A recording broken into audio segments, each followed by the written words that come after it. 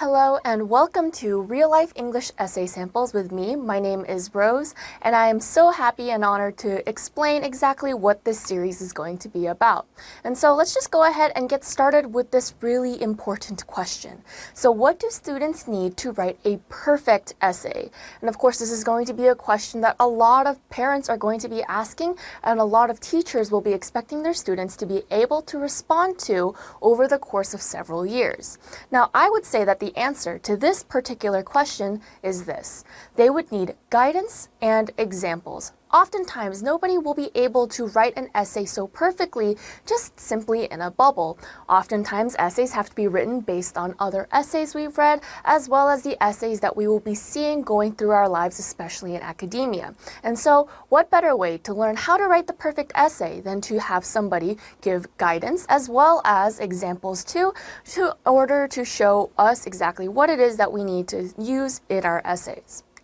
And so here we're going to be talking about every essay you will need for school, particularly for middle and high school, all in one place. And so bringing all these together, this is that series that's going to be explaining how to write that perfect essay. Again, depending on that assignment, it's going to be there for your perusal.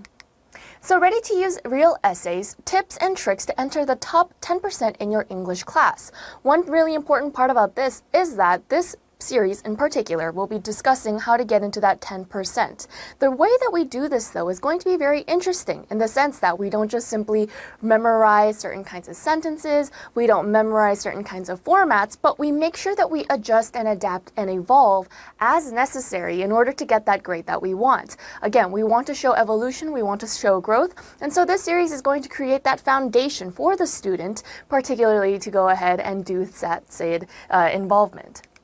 And so here, this is the guidance that we are wanting to think about. So why do students need guidance in the first place? Oftentimes, essay writing is very difficult for students, even for native speakers. I have seen this time and time again. Oftentimes, people will think that if you're a native speaker, you're a good essay writer. And that's not necessarily the case. Additionally, we also have the issue that people oftentimes don't know where to begin. Do we start with the sentence? Do we start with the structure? Do we start with the idea? All these questions are very valid. However, it's not necessarily going to be super easy to just get into an essay and start writing it very cohesively. Again, it's a very long process to learn how to write the perfect essay.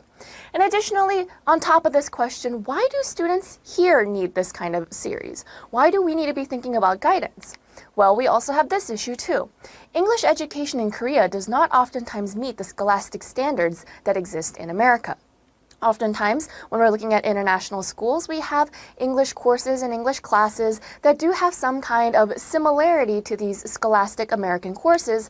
However, I would say there is a little bit of a difference. There is the assumption that English levels and fluency and comprehension is not quite the same. However, if we're talking about a student going to the United States and studying, that's exactly the kind of essay writing we are trying to aim for and trying to assume on our own selves. And so that is the reason why we were looking at this idea of guidance, why we need so much guidance, in particular for essay writing.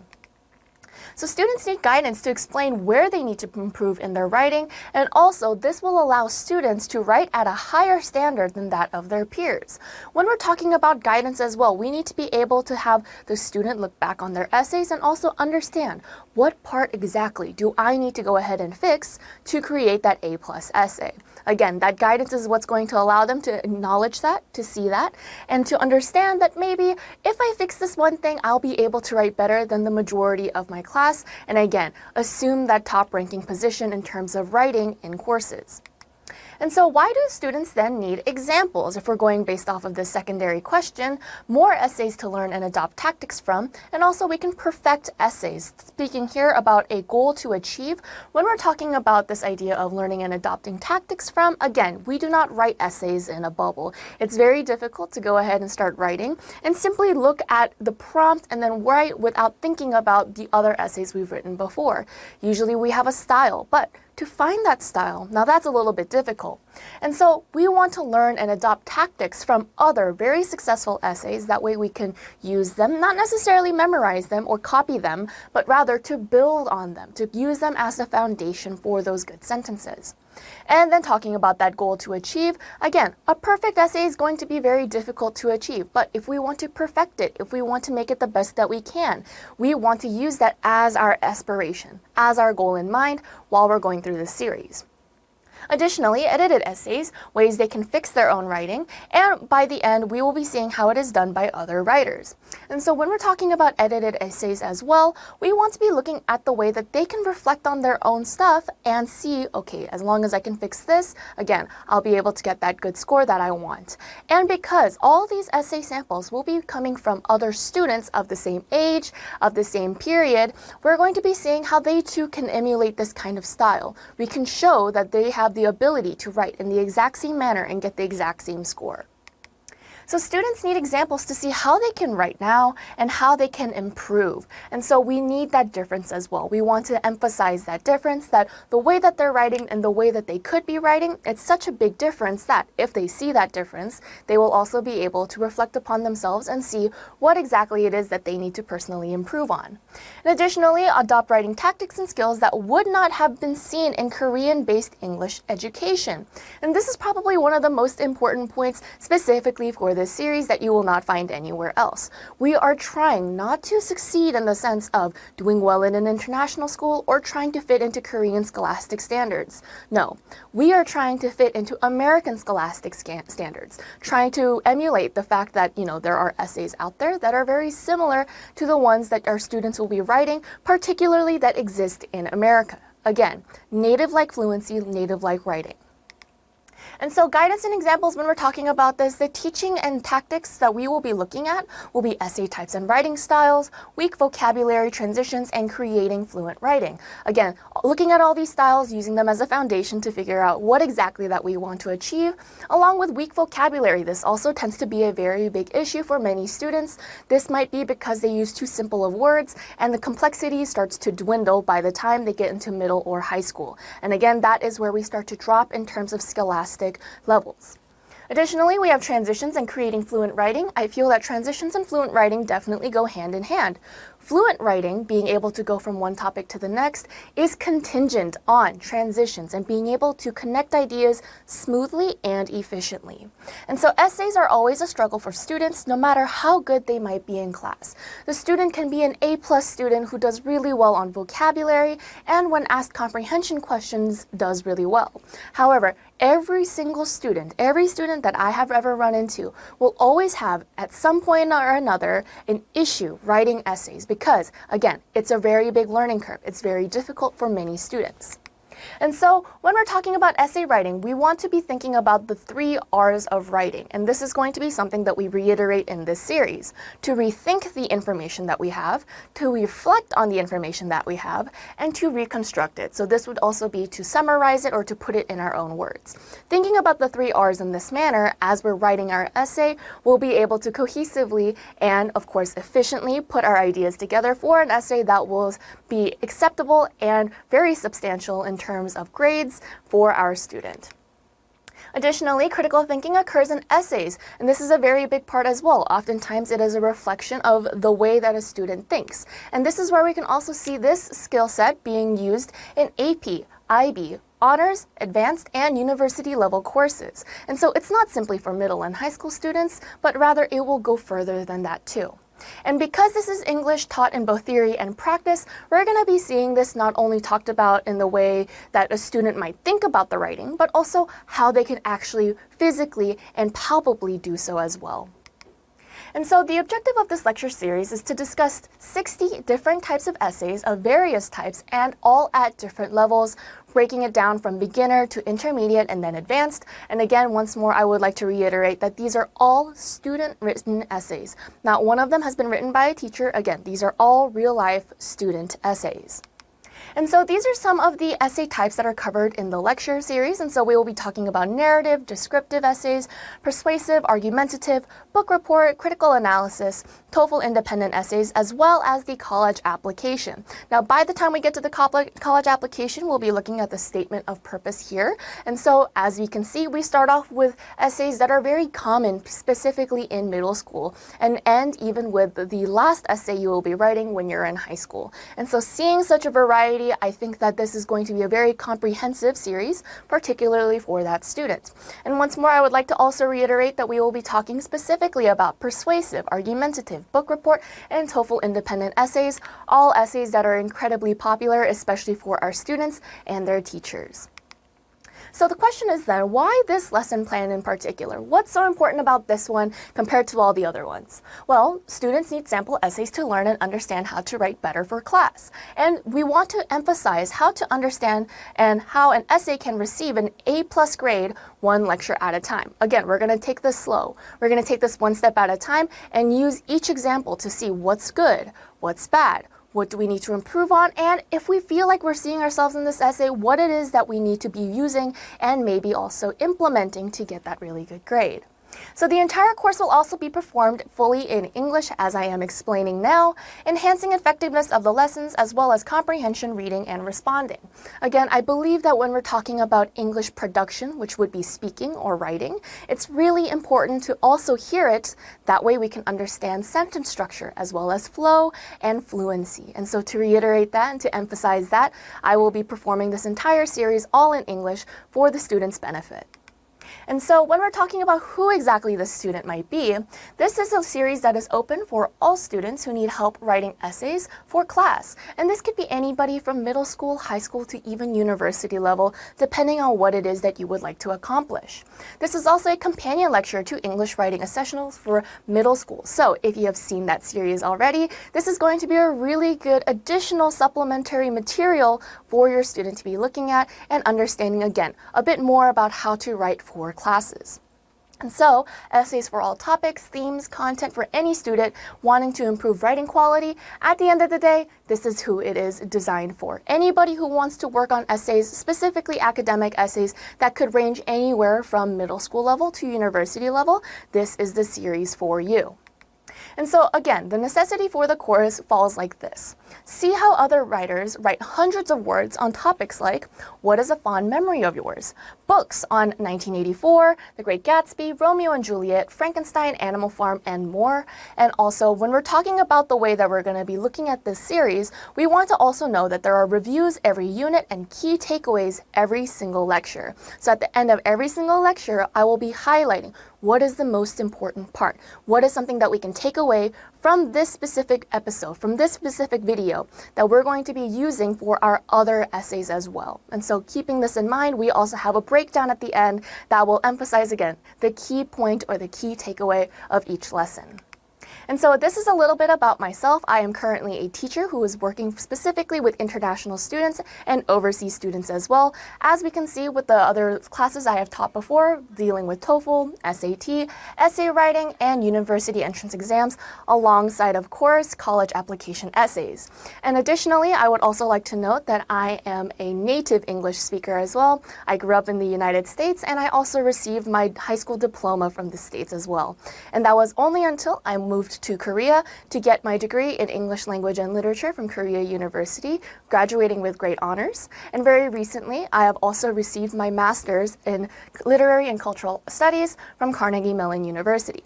And currently as well, I am going to be in my PhD program, studying the same program, Literary and Cultural Studies, on Contemporary American Studies alongside diaspora, post-colonialism, and decoloniality. And so to sum this all up, and we're going to be summarizing this, what is the main point we want to take away too? Well, this is a variety of real-life English essay samples explained that you won't find anywhere else. And I truly mean that as well. We're going to be talking about nuances. We're going to be talking about the way that a native speaker tends to write, not necessarily somebody who is a second language learner. And so creating that difference, seeing that difference and seeing how real students write, students your age, that is going to be the thing that helps us understand exactly what we need to do to edit our own papers and also what to keep in mind as we're writing them. So thank you so much for watching, and I hope to see you guys in class soon.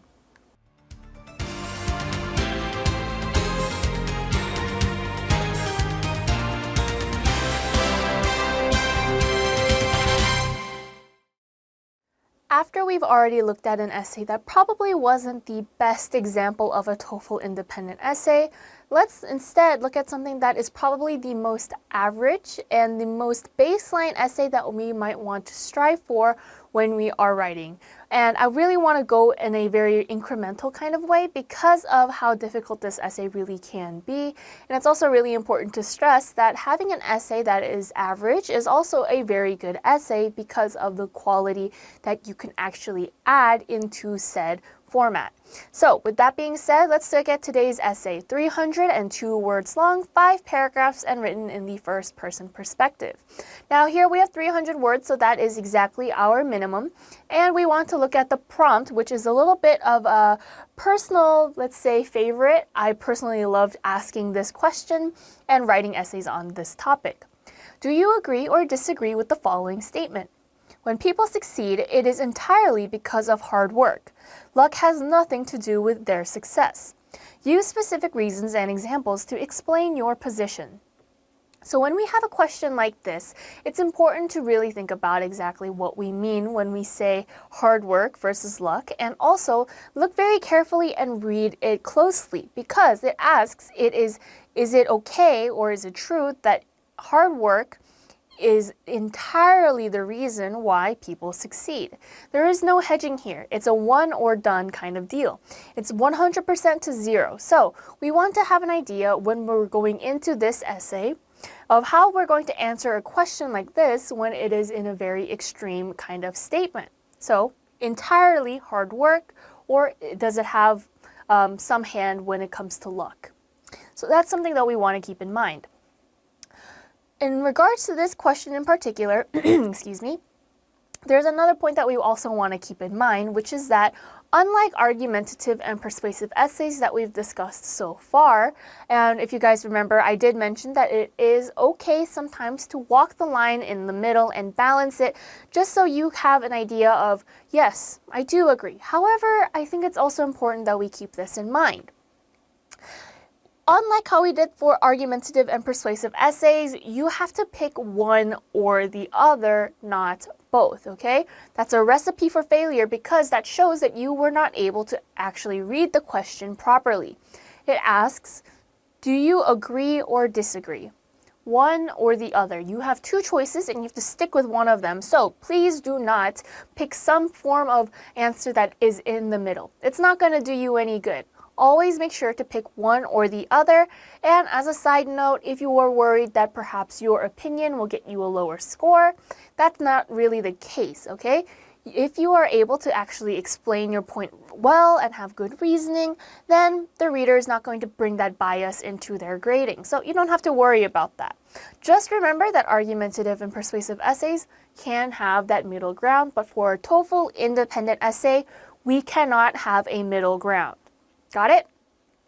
So this is a very standout example of an average TOEFL independent essay. And the reason why I want to spend a little bit of time explaining this is because it's something that we want to look at as a good example of what we should be doing at the very minimum. Okay? This is the very minimum of what we should be doing to get a good score.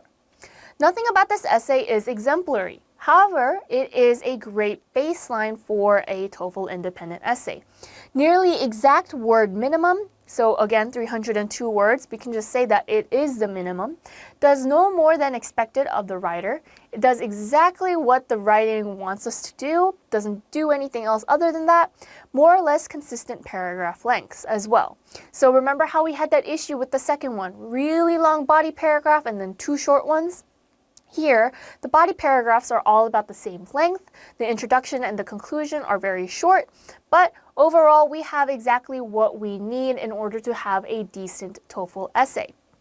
At the very least, this should be the essay you produce on the exam day. Again, this is the very least that you can do. Don't do anything less than this, okay?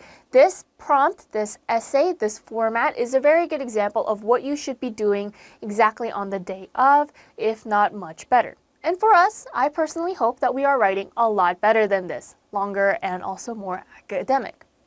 So with that being said, let's take a look at the actual essay itself and see how this might be what we consider a baseline essay. I disagree with the statement, when people succeed, it is not entirely because of hard work and luck can lead to their success. I have 3 reasons to support my belief. Create a better connection between the 2 points. So for here, we're saying I disagree with the claim that states that when people succeed, blah, blah, blah, blah, blah, blah, blah. The colon here is kind of being misused, and I personally don't think that it is allowing for a stronger introduction. Instead of saying I disagree with the statement, when people succeed, it is not entirely because of hard work and luck can lead to their success. I think it should just be clearer, and you should say, I disagree with the statement that when people succeed, it is not entirely because of hard work and luck can lead to their success. If you want, you can choose to write the third-person perspective is according to how you personally want to write. I want to mention this though because certain students tend to enjoy, well, I shouldn't say enjoy, but they are more familiar, let's say, with writing in the third-person perspective, especially if you are more used to AP courses or more advanced level courses. If you've constantly had to write in third-person perspective, it's something that it comes easy to you. For instance, I myself would not be able to write it in first-person perspective, but rather I would choose to write it in third-person perspective. Does this take away points? Absolutely not. It is entirely up to you, the writer. If you want to write it in first person, please by all means go ahead. Talk about yourself. I, me, mine, all good. If you don't want to because it's just something that's unnatural to you and you're just not used to doing it, that's fine too. Think of it as a third-person perspective essay and just say, instead of I disagree with the statement, say that the idea that hard work is the only thing that leads to success is incorrect. In fact, luck is incredibly important in success. There are 3 reasons to support this belief. All good there. So just remember, you can choose which perspective to write in. First, luck can help people to succeed in their academic performance. With luck, students are likely to have higher grades by getting familiar and experienced topics. For example, when people take a TOEFL or SAT exam, if they get passages that include some familiar topics that they already studied on, it will help them to read and understand easily. Here we have a really quick breakdown of reason, explanation, and specific example, and this is the exact same format as our wonderful general to specific that we talked about earlier. We have our main idea, what is our reason? Then we have our explanation of why that is a reason. And then we have a very specific example of how this is true and how in a certain situation luck really does play into the success of academic performance.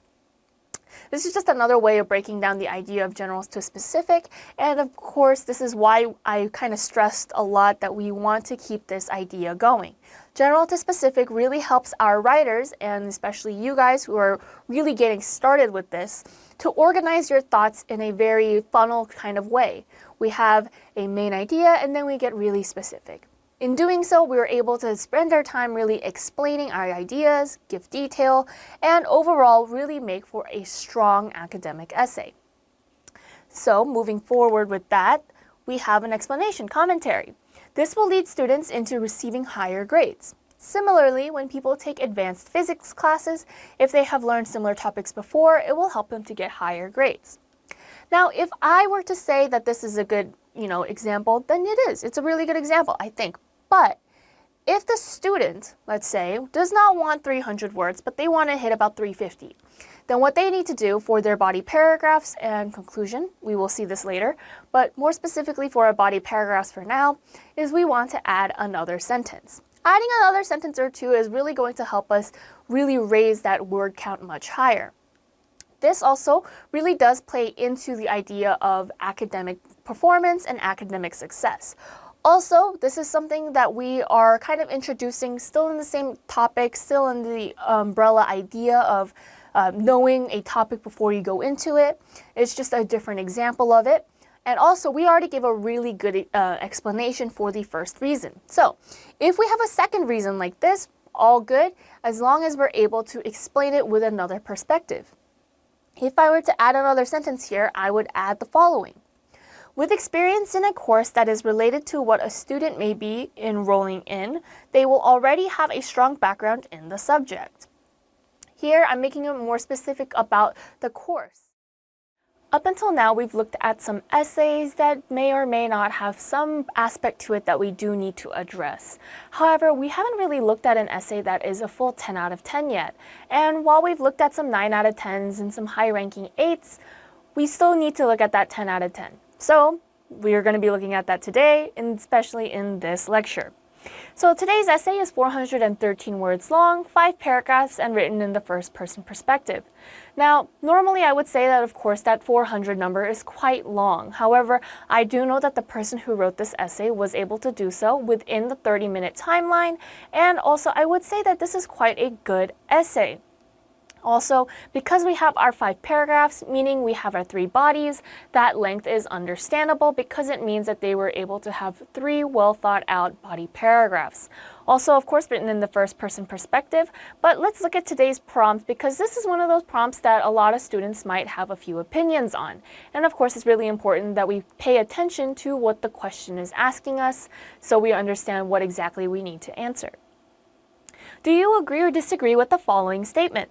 University is only worthwhile because students can receive a degree after studying for 4 years. Use examples and details to explain your reasoning. Now again, we're going to have to look at this prompt a little bit closer to understand what exactly it is asking us. So looking at this sentence specifically, what are we trying to pick out?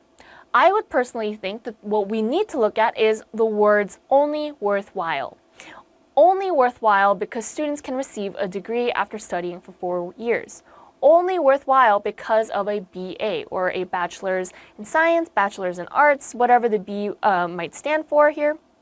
But we need to be careful about this phrasing specifically because it is giving us an extreme. Remember, when we are writing, we want to hedge, right? We want to make sure that we're not writing in extremes.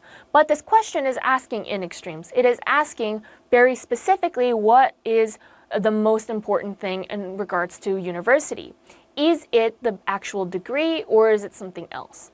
And so if you feel that you can actually learn a little bit more past the degree, then you need to talk about perhaps how you might disagree with this statement. However, if you think that the degree is the most important thing and the only reason why somebody might go to university, then you need to make sure that all your reasons allow for that statement to become true. Are there any other reasons why you would go to university? Is another way that you can easily ask yourself this question. If you can think of one reason as to why you might not want to go to university or for just a degree, then you might want to mention that in your essay. And so I've left a photo here of something very clearly one of the reasons why you might want to go to university that is apart from the actual degree itself, just as a visual example of why you might want to disagree with this statement. Which is exactly what this writer does. They decide to disagree with this specific statement. Some people believe that studying at a university is only worthwhile due to the fact that students can receive a degree. However, I do not believe that this is the case. Instead, I would like to believe that students pursue education at university so they may be able to have life lessons in the form of courses, clubs, and other quintessential activities synonymous with university life. So this is quite a long first paragraph, but still does exactly what is required of it, and even goes the length of trying to perhaps put their own spin on the language. So other reasons for university is clearly what our perspective is here, and the benefits of that are not of the degree, life lessons in the forms of courses, clubs, and other quintessential activities. So overall, I would say that this is a very good first paragraph. Has a different bit of a format going on here that I do recommend to you guys if you want to use it. But we have our concession at the very beginning. Some people believe that this is the case. However, I do not believe that this is the case. This is a sentence that stands on its own, that doesn't really have a lot of information in it, so you can use this regardless of what kind of concession you do choose to use, but it will always work. Instead, and then explain your own perspective, listing off your 3 reasons in specific ways, talking about the 3 reasons that are going to be mentioned in your body paragraphs, along with why you think it's important to talk about perhaps how university degrees not necessarily the most important part of your education. To begin, a student at university does not simply benefit from the degree that they study for, but rather they are purposely set forth to study subjects that not only refer to their major, but other general education subjects as well. Again, this writer is definitely a more fluent writer, and so we have much longer sentences like this that are easy to understand while still being academic and long.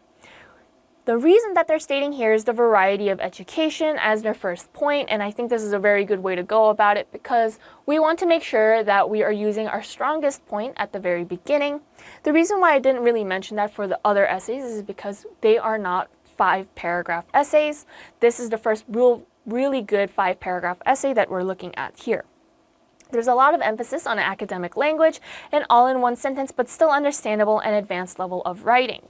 So advanced academic language, what I mean here is the phrases that they use. So if you are worried about your sentences feeling a little too simple, a little too lackluster, then the easiest thing you can do is perhaps adding phrases that are more academic. They are purposely set forth, or people are told to do what. Instead of saying people are told to do this or people go out and do that, you can say it in a much more academic way of perhaps they are purposely set forth. Or you can say, if you're talking about other general topics, you could say other general subjects as well, a little bit more academic, a little bit longer, and adding these kinds of phrases in your writing here and there will really lengthen and elevate your writing style as a whole. So if you're worried about having too many simple sentences, too many simple thoughts, having these phrases will definitely help you out in that regard. Oftentimes, this means that students will be required to take courses such as math, science, and history, even if they are engineering majors. In this way, students are given education on subjects not wholly their own, and this can lead to open-mindedness and interest in various subjects. So what are the purposes of studying in college? That's the question that they are asking. And also, is it just to get a degree, or is it to become a professional in the field? Asking all these questions, we can answer them by looking at this kind of paragraph, especially this section in particular. So what are the purposes of studying in college? We're trying to say, instead of maybe the degree, becoming a professional, the point is to learn. And what is it that we're learning? A bunch of different subjects. And that's what's important. It's not only about our personal major, but perhaps other topics as well that we might be required to take.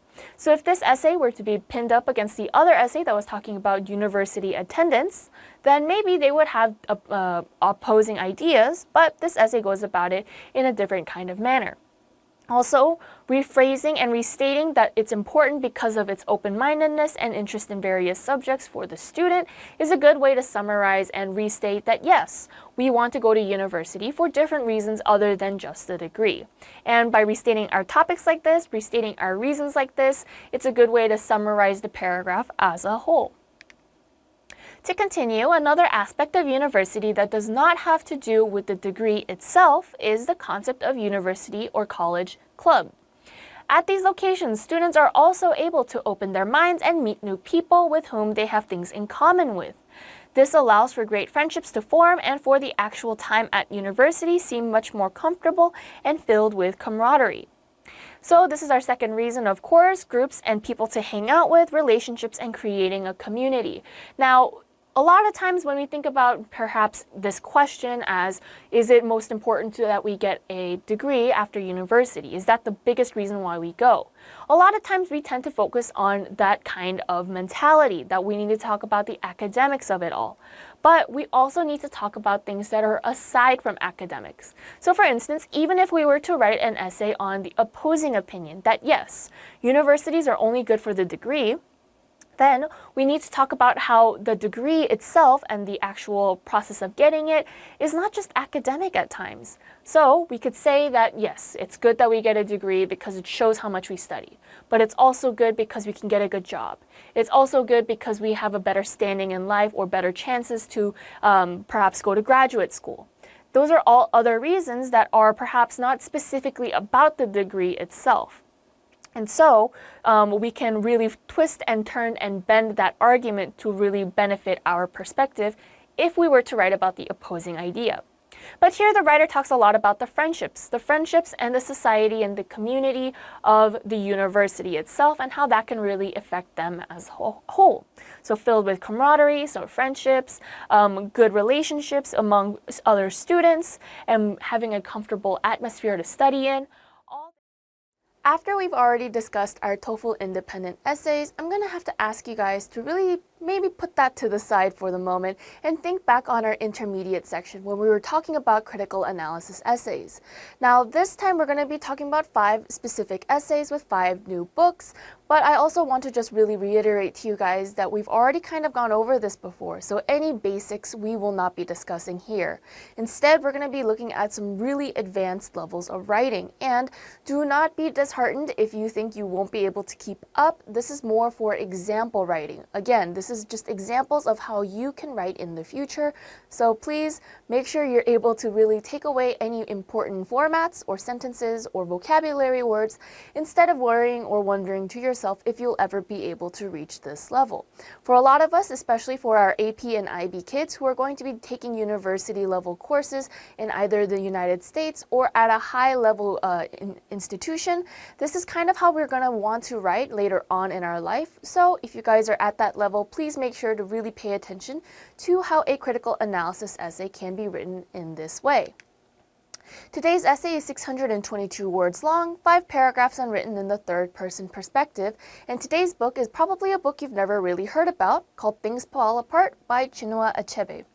Now this book is very widely read in the United States specifically, and it's one of those literary works that have become more popular over time.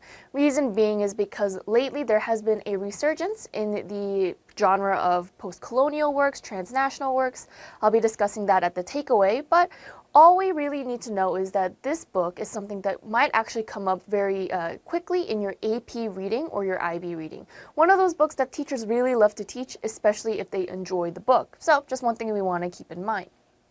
Archetypal African novel written in English that I highly recommend personally as well. I read this when I was in university. I enjoyed it quite immensely, and I think it's very good, especially for examinations, specifically anybody who's taking AP courses for Lang or literature. And so this is one of those books that you maybe want to look up and read about because there are quite a lot of topics in here that really do pertain to many different prompts, especially if they're open writing sources. So with that being said, let's take a look a little bit more about the book. Published 1958, usually the first literary work that students read as an introduction to the world of post-colonial writing. This is just a fact. Oftentimes this is one of the first books we read, if not the second. So just things we need to know. And lastly, the setting, because it's not really specific and just overall we want to clarify in case you have any questions, it takes place in Nigeria. So with that being said, let's look at the essay together. Discussing the role of women in Chinua Achebe's Things Fall Apart requires a thorough and unbiased reading of the novel. This might be challenging for some from a Western country, as at first sight, the women in Things Fall Apart may seem to be an oppressed group with very little saying in Igbo society, which is true to a certain extent. So here what we have, and I want to stress this to you guys because we've already talked about concessions, is we have a literary version of a concession where we're talking about the readers who might be thinking opposite, or perhaps the other students in your class who might think differently than you. Very effective. Of course, any concession is always a good thing to add in your essays, and like it should be, it is in the first paragraph. Really good for a hook, really good way to introduce your information, and just be mindful, I would say, just a little bit more than you normally are about who you mean when you are talking about our concession. When you say some people might think this way, we want to be a little bit more mindful of that because of the content and because of how advanced it is. And so we need to be a bit more sensitive here in this area if we do decide to use this process of using a concession specifically for our first body paragraph. Again, introduction, that's where we want it. It's a literary version. And so really this is up to you if you want to keep it in, like most other concessions. However, after analyzing the theme of gender thoroughly, it appears that the Igbo women have various roles of great importance in Igbo society as portrayed in the novel. In this essay, the various roles women play in Igbo society and why they are portrayed that way will be analyzed based on the role women play in Igbo religion and their role as educators. The thesis is broken down into 2 sentences, which leads to a longer intro, and I would say that there is a slight bit of repetition here, talking about society, the roles, society, roles. I kind of understand already, so we don't need to have all that information restated to us in this manner. But overall, I will say this is a wonderful topic, wonderful way to really get into the meat of this essay, and overall introductory paragraph really gives us a lot of information that we need. So I would say that looking at it as a whole, very good, very solid, a little bit of repetition that could be tweaked with a little bit of workshopping, or perhaps a small little read-through might show, oh, I kind of repeated myself here. But other than that, very good so far, and I'm very curious to see what the body paragraphs might look like. Firstly, women play a large role in the Igbo religion. Women regularly take on the role of priestess, as mentioned in the novel. A quote from the book reveals that during Okonkwo's childhood, the priestess in those days was a woman called Chika. She was full of the power of her god, and she was greatly feared. So here directly supports the original claim of the writer and uses quote immediately. This is the very beginning of our first body paragraph, and we have in the first 2 or 3 sentences our quotation. We have a little bit of context, of course. We need that. We need our introductory sentence to the paragraph. We need a little bit of context as to what we're going to be talking about a bit more in detail. And then we have our immediate dive into an example. Remember how I mentioned that it's important to have our example closer to the beginning of a paragraph? Reason being is because we want to establish that this is what we're going to be talking about. It really emphasizes our point, and it lets the reader know we know exactly what we're talking about. So make sure that when you're writing your body paragraphs for critical analysis essays, that you are really including your quotations. All of these essays have quotations that we will be looking at, unlike the other ones that we looked at in the intermediate section. Quotations are incredibly necessary, and I want you guys to make sure that they are closer to the top than they are the bottom. During the present time in which the novel is set, the priestess Chielo, when Okonkwo's daughter Nzima is ill, he visits Chielo, and Okonkwo pleaded with her to come back in the morning because Nzima was now asleep. This is the first and last time in the novel that we see Okonkwo plead with anyone. Pleading is very similar to begging, so in regards to the actual argument, it's showing that a man is really relating to, or perhaps relying, I should say, on the power of a woman, which is one of the big problems of this novel, that a lot of people think that it's a very gender-based novel, but in fact there are women who have a lot of power, and this kind of shows that you are lowering your pride to, say, ask for help. And so this, in a very broad way and just in a very common sense way, is also highly supporting the argument that the writer is making. Another note that I want to make is that for some reason we have the use of the word we in this situation. We see Okonkwo plead with anyone. Why is there a we suddenly? We want to make sure that whenever we're writing in third-person perspective, specifically for critical analysis, we are not using very personal pronouns. First person, second person, we don't want to see them. We want to get rid of them. We here, we just want to erase, okay? In a novel that readers see, or that the novel shows, Okonkwo plead with anyone. Either one will be fine. Just make sure we get rid of the personal pronouns. Chielo did not just order Okonkwo to give her Nzima, but she threatened him as well. This displays the power that a priestess possesses in the Igbo society, and the fact that a woman can take on the role as a priestess and a spiritual leader shows us the possible esteem of women in Igbo society. Again, we have our casual tone with the us here, but also I want to note that there is a quite interesting alliteration in the middle. This causes for emphasis, and of course this is our main point of the essay. So having an alliteration here is very powerful, and this is something that I think the writer specifically did here on purpose. And again, of course, we have the word us. Please make sure we don't have this. Delete it. The sentences stay the same even if we don't have it. And so what you're doing here, if you are adding your personal pronouns, is just adding perhaps a 2-letter, 3-letter word that in the end is only going to detract from your essay and stop the flow, because it really does stand out when you are reading it. So small little notes there, but definitely add up in the long run. Please make sure we don't do that here. Another example of women playing a big role in the Igbo religion is the earth goddess Ani. She is described as playing a greater part in the life of the people than any other deity. It seems unlikely that a society in which women are inferior to men, the most powerful deity, is presented as a woman. So here we have another bit of strong evidence, and just bear with me, you guys. I think what the writer is trying to say here is that there is a very big hierarchy between living creatures and gods and goddesses and priestesses and priests. In this essay, we're going to be looking at Great Expectations by Charles Dickens, and I think this is also a good way to look at an essay that maybe has a lot of things going for it that we want to emulate, that we want to try out, that we want to have in our own essays. However, there are also some aspects of it that I do want to critique and also maybe warn you guys from doing too often, because sometimes we do get a little complacent with the way we might write. So with that being said, let's look at today's essay. 682 words long, 4 paragraphs, and written in the third-person perspective. Just looking at that word count, yes, it's quite long, and I'm a little curious as to wonder why perhaps we would have 4 paragraphs instead of 5 for this length. Preferably, if you're going to be writing about this long, you would want 5 paragraphs instead. But in any case, let's look at a little bit of information about today's topic, which is, of course, Great Expectations by Charles Dickens. This book was met with quite a lot of praise and acclaim upon release, and also, fun fact, it was not originally a book.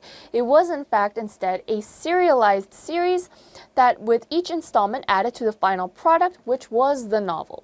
Now, this is kind of the way that Charles Dickens wrote. If you ever read Tale of Two Cities, Great Expectations, or perhaps even A Christmas Story or A Christmas Carol, all those kinds of stories that Charles Dickens wrote, he had a tendency to maybe really irk a lot of AP students because he would also perhaps write in a way that was very wordy. It's an easy way to say it. He was paid by the word. He was paid by the pages. And so he purposely wrote in a way to make his books long, to constantly include symbolism, to add a bunch of useless details. And I can say that because I've read his works. But because of that, he had a lot of issues with the book prior to this, which was The Tale of Two Cities, which was considered one of his longer works, very long, very dense. And this one is a bit more consumable, easier to read, and quite humorous at times as well. And so overall led to a lot of people saying very good things about it, and it got a lot of praise overall just for being a quite interesting novel, quite interesting read that talked about something that maybe a lot of other writers at the time were not interested in. Book form especially was released in 1861. Serialized version started from, I believe, December 1860 and then ended in 1861, I think around October. Filled with imagery and themes that are easy to understand and end in a quintessentially happy manner. Happy ending literary work here, and consistently has good rankings among critics. And so this book, just in general, has never really fallen from the graces of, say, critics or other good readers. Unlike books that are constantly banned or challenged, this book has never really gone through that and is always just considered a classic literary work to understand who Charles Dickens is and to have an experience reading his writing.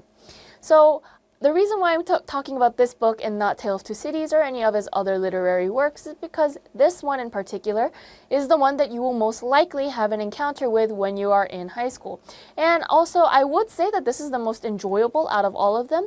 The Christmas Carol one, I think, is okay. It's not bad. It's quite short though, so there's not much to say there, and it's quite straightforward as well. There's symbolism and the imagery and the reasons behind it. The analysis is kind of superficial. It's very face value.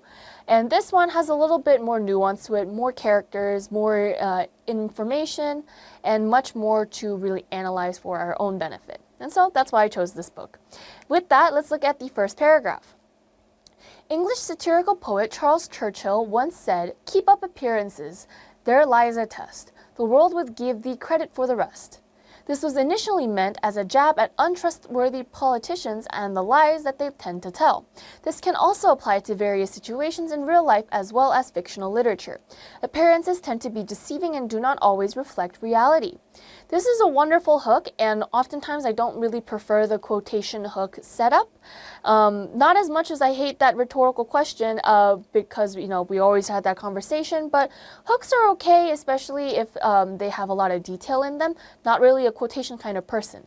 But this critical analysis does this very well because the quotation is something that is directly related to the story itself. And better yet, I want to be able to see the writer bring this quotation back around or bring this content back around, talking about how politicians, they tell lies, they make lies, they have some kind of facade. I want to see that idea come back around in the conclusion specifically to show me that whoever the writer is did this correctly. This leads to a betrayal of trust, which can have disastrous consequences, such as married couples splitting up or treasured friendships being broken beyond repair. In Charles Dickens' Great Expectations, Magwitch and his former partner in crime, Compeyson, show that people are not always who they seem to be.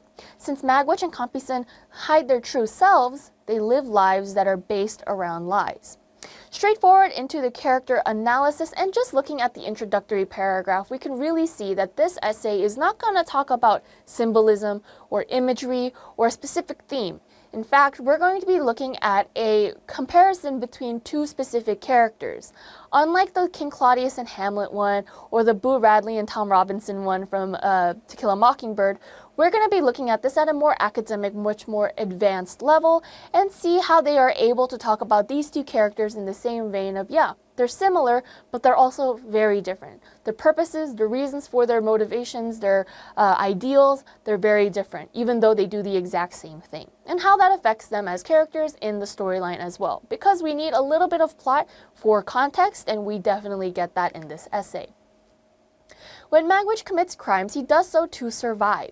He first becomes aware of himself down in Essex, thieving turnips for his living. Despite the fact that stealing is illegal, Magwitch does not have the luxuries that most people do and has no choice but to steal everything he needs. Here, when you need to make a quote fit your sentence structure, make sure you use brackets, and please make sure you use them judiciously. This is something that I've already discussed with you guys before, which is when you're using quotations, you want to use brackets to help smooth out your writing style. Remember, if a quotation is something that you want to use, feel free to use it. I highly recommend it. But if in these kinds of instances you need to move a word around and you don't want to use the word that they use there, but perhaps you want to change the tense, then it's important that you use brackets and put inside of it whatever it is you're replacing it with. That way it's easier to read. However, I will say maybe 3 is the limit. 3 is a cautionary, maybe this is enough. Anything less than that is of course better. Anything more than that, however, is going to start becoming an eyesore. And that's why we want to avoid using too many brackets if possible. And I'll be discussing this in a little bit more detail as we move along, because this does happen again. But for now, that's what we want to keep an attention on, and just know, use brackets judiciously. Everything else so far is done very well and has quite a good commentary, concrete details set up, but let's see how they discuss the character of Magwitch specifically. However, after an encounter with Pip in the marshes while escaping from prison, Magwitch decides to turn his life around and become a gentleman. Magwitch manages to accumulate a large sum of money, but, quote, no varnish can hide the grain of the wood, and that the more varnish one puts on, the more the grain will express itself. And so here what we want to look at is the quotation itself being a very good piece of evidence for the writer, talking about how lies, no matter how many you have in a complex setup to really help you save face and turn you into a new kind of person, no matter how much you do it, they tend to show through. The true you does tend to show through, and that is the perfect quotation to use for this argument, that Magwitch does this. He lies about who he is, he lies and he changes up who his existence is, and in doing so, it exposes more lies that perhaps he's not as a good person, just at face value, than he could be, even though he is the benefactor to Pip. So moving on, being a gentleman is simply not about money. It is also about social elegance, which is a skill that must be learned over time. Realizing this, Magwitch decides to focus on giving Pip a chance to be the man he could not be, knowing that he will be in trouble if he is ever found out. Wonderful analysis that I highly support. I think that this analysis, this sentence specifically here, is very well placed, well written, and also perfect amount of commentary in comparison to the quotation from the previous sentence.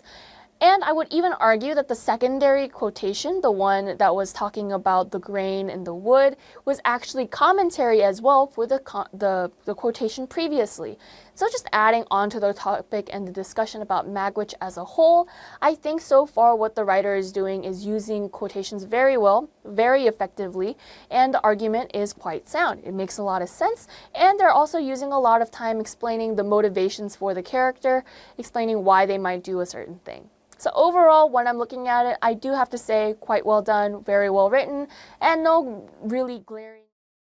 So here we are, we've made it to the very end of the advanced section. Now, I am very proud of you guys for making it all the way through.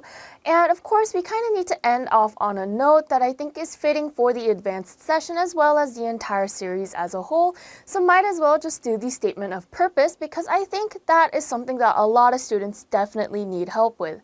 And if you have any questions about what a statement of purpose might be, don't worry. I'll be discussing that with you guys here and giving you plenty of tips as well as a lot of examples on how you should and should not write in regards to your applications for university. So a statement of purpose, just in general, before we get into the nitty-gritty of it all, we're going to be looking at two separate examples today, one of which is 241 words long, and the other one is 240 words long, pretty much the exact same length. Both of them are two paragraphs and written in the first-person perspective. Specifically for these examples, we'll be looking at a prompt that is very much similar to this one. Please write about your dreams and aspirations and how you hope to achieve them at KAIST. A common style of question often applicable to most universities, and I am kind of taking this as a translation from the actual SOP as well as the requirement for an application. So this is a question that you will see when you do apply to KAIST. So in regards to that, if you guys are thinking about applying, this is one of those questions that you will have to experience, so might as well get a little bit introduced to it right now. So about this question in particular, I don't think it's really important what university it is that you are applying to.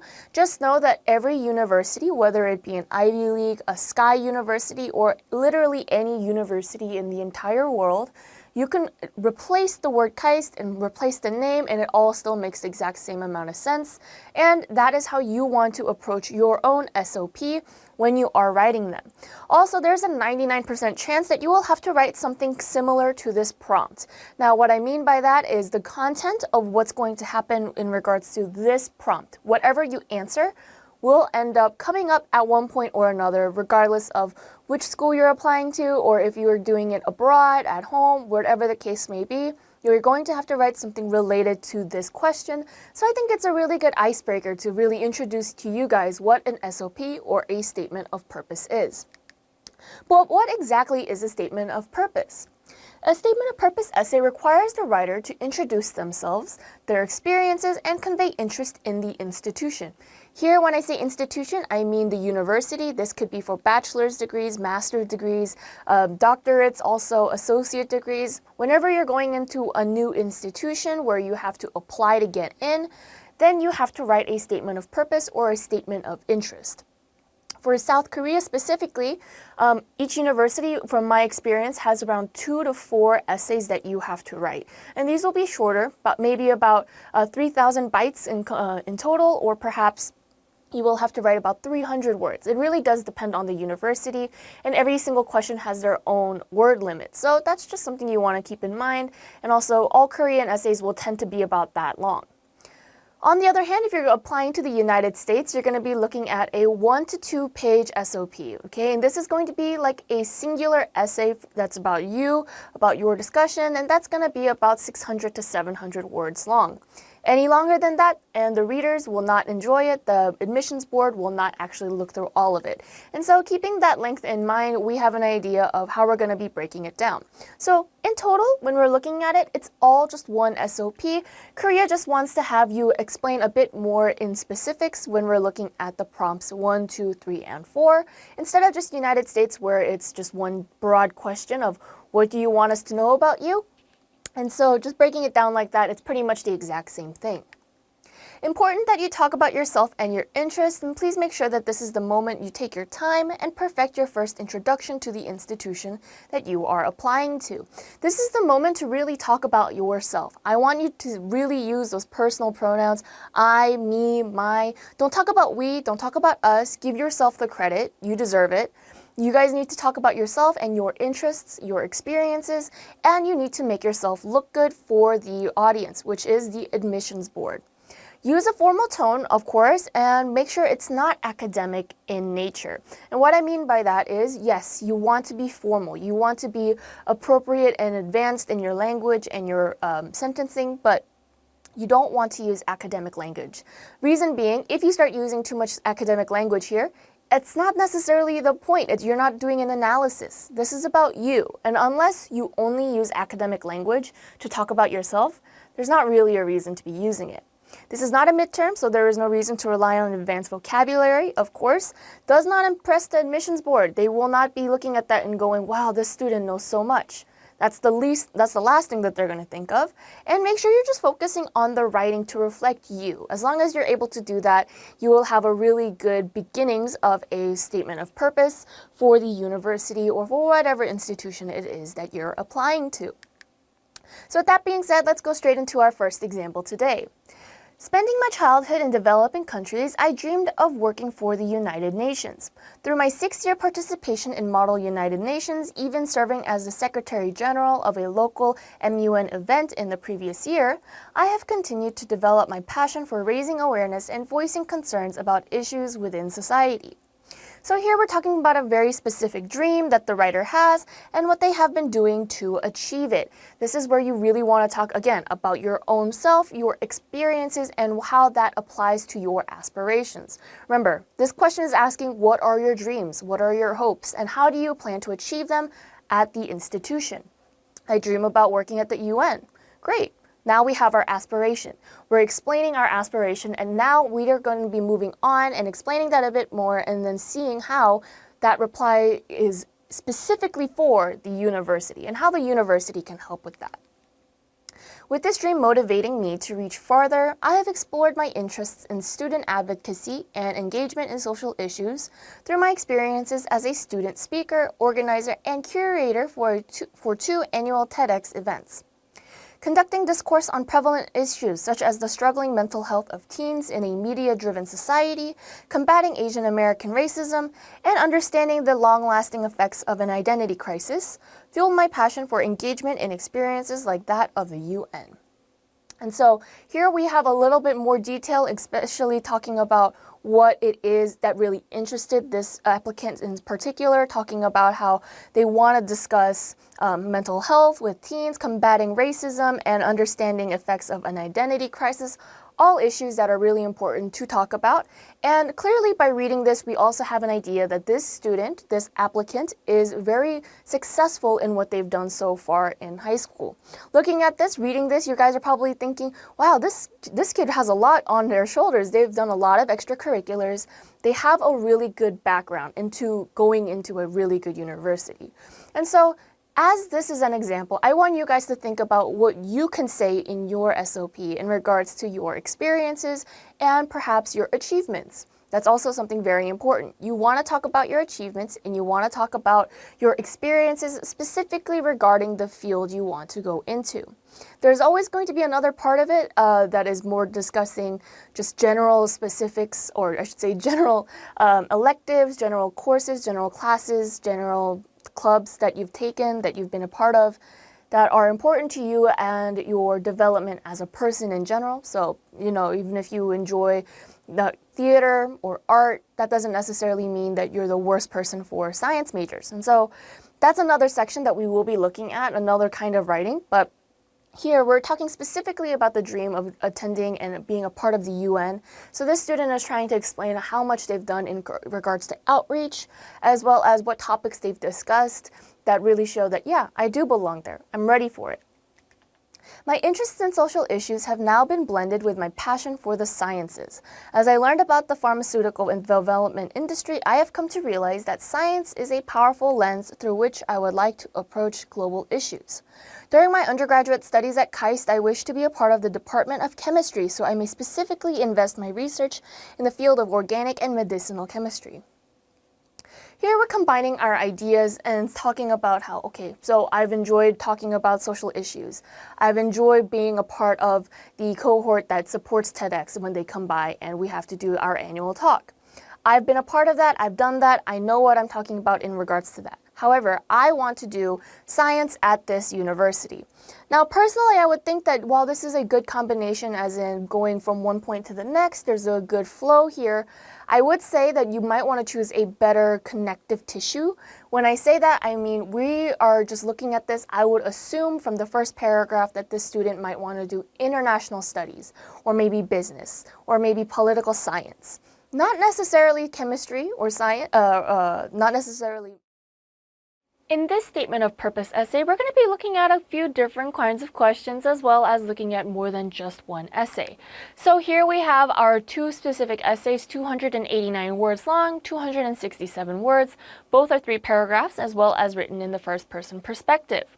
Today's prompt is as follows. Describe any experiences where you made efforts to help others or contributed to the community during your time in high school and what you learned from these experiences. Here it's a bit more specific but easy enough to follow along with, and so just keeping that in mind, let's look at how we might want to just remember this. The question students need help with the most is specifically talking about an experience where they learned something. Now, we've already kind of looked at that in the other essay, but this one is being very specific. We don't have that big word count. We have 300 words, so nearly half the length, I would say.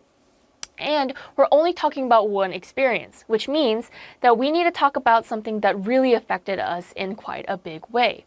Here, I would say that while the word experiences is plural, I don't think it's important to consider saying more than one. We already have quite a small word count again, and so experiences, let's talk about one very specific one where you learned a lot from, say, the moment in time, the conflict that which you went through. And so keeping this in mind, of course, we have to talk about it in regards to our community. So this what might be more specifically community outreach or volunteer work. Very important that we are very specific about that as well. It can't just be any experience. It has to be related to the community and how we can give back. And so, of course, this means that you guys are going to have to do some kind of community outreach, some kind of volunteer work that isn't just you going around and perhaps picking up trash. We need to be specific. We need to have good reasons, good efforts, and good examples, specifically that can be backed up with perhaps letters of recommendation or teachers who will vouch that say, yes, that is exactly what you did. And that's what's really important about having something that is valid in regards to these experiences. So perhaps somebody signing off or having a supervisor. That's kind of the direction we want to go in for this prompt. The most creative and exciting experience was when I did a final project for a class called Digital Expression during my second semester 2 years prior. We learned more about the 17 goals of sustainable development and created a project based on these aspirations. In this course, we learned about the potential the creative industry has on raising awareness for the sustainability of the future, which had piqued my interest. So, of course, we have a good start going forward, ties into the overall interest for their field, which is something very important, but also we can kind of already see that this person is going to be talking about outreach in regards to this project. What are you talking about when you say sustainable development? Then, in that way, I can say that, okay, maybe this is an outreach program that was very much done through a course or a class, such as digital expression. And so I wouldn't really discount this already. Just looking at it, it looks like the student is talking about their class, not necessarily doing community outreach, but I don't think that's the case. Looking at it, we can infer that the student is already thinking about, okay, how can I help out with this sustainable development for other people?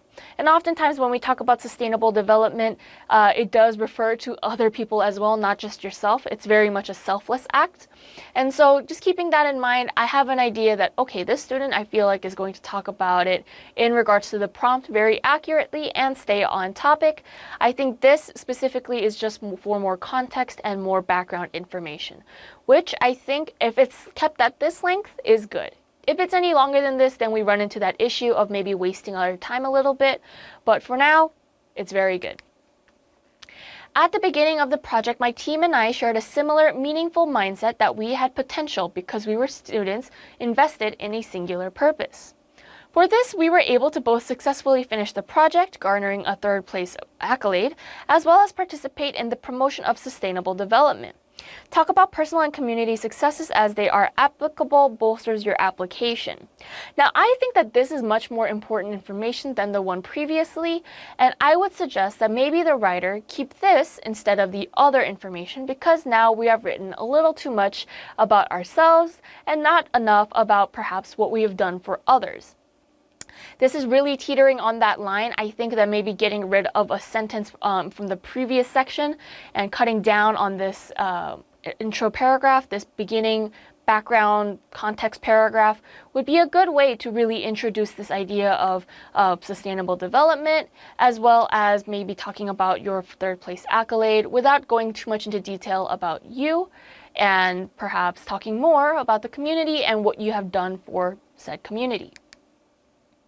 In addition, our team had also designed a bathroom stabilizer for the Association of Cerebral Palsy Specialists Association, or APAC. During this project, I was lucky enough to visit and spend time with the agency's children and multinational volunteers, giving me the opportunity to physically perform outreach into the community that would benefit from this design the most. And there we have it. We have our immediate community outreach, and this student is saying specifically physical outreach. And because we have this opening paragraph that talks about how they took a course, they were able to go into a competition and really talk about sustainable development there, they're talking now about physical outreach. So actually going to the location, talking with the people, understanding where they come from. And I think this is a really good way to clarify that if we're having that issue of maybe talking too much about the context, talking too much about the background information.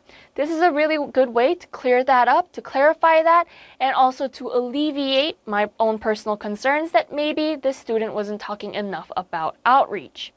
Again, I would still say that we need to cut down on that first paragraph, but this does make up for it. Additionally, when we're talking about long names, remember how I said very early on, at this point I don't even remember myself, when we have something that's a name that's very long like this, a title, then we want to be able to write it all out first before we go ahead and turn that into an acronym. This is incredibly important because we don't know necessarily what APAC might actually mean, and so of course, make sure we're spending enough time also keeping our word count kind of low so we can afford to say something like this and clarify for the readers that yes, we're talking about APAC, which is an association for Cerebral Palsy Specialists Association. And so overall thoughtful, but also shows the lengths the student will go to be involved. Also very much looks great. Thoughtful because we're talking about people who are actually in need of this, and if you're talking about a sustainable development and reaching out to a community, you need to make sure that whatever you're doing is going to have a lasting positive impact. Also shows the lengths the student will go to be involved. So we have our community outreach in regards to our competition, the award, the online information that they have, versus their physical performance, which is actually going there and actually helping out physically, talking with people, talking with volunteers. And so, of course, this looks great for this student. On this SOP, the student will be able to really flourish in regards to say, I've done this both online and offline. And I have that experience, so I can say that I've done both sides. I'm not just a one-trick pony. I am not a static character. In fact, I will go the extra mile to help people out. And of course, for a prompt like this, that's asking you to be very specific in this kind of regard, very important that we do mention this. It was difficult to create a prototype that we were satisfied with because there was a myriad of pushbacks and flaws. But it gave me a stronger idea of what I wanted to avoid and inspired me to think in different perspectives.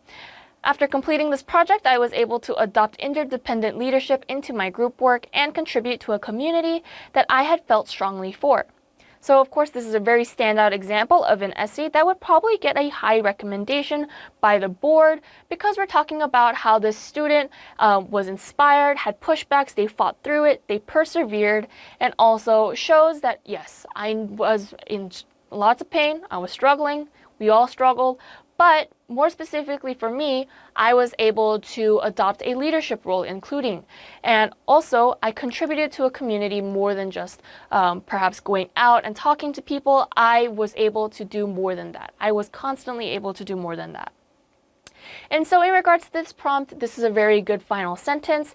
Of course, adopting interdependent leadership into group work, that's one good aspect that you can just toss in there. Doesn't really relate to the actual prompt itself, but is good information for the readers to know and contribute to communities that you are very wary of or you believe are very important to you.